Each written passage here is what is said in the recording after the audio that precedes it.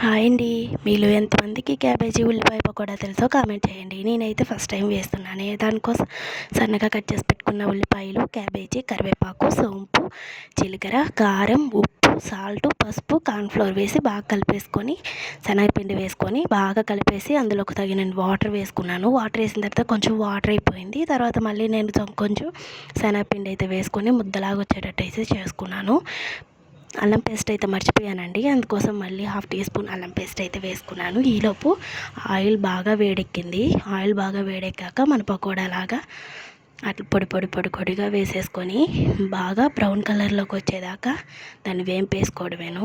Brown కలర్లోకి వచ్చిన తర్వాత దాన్ని తీసేసి పక్కన ప్లేట్లోకి వేసేసుకొని ఆయిల్ అంతా పోయిన తర్వాత మనం తింటే చాలా టేస్టీగా అయితే ఉందండి. నేను ఫస్ట్ టైం తిన్నాను కాబట్టి బాగుంది. మా ఆయన అడిగితే బాగుందనేసి అన్నారు.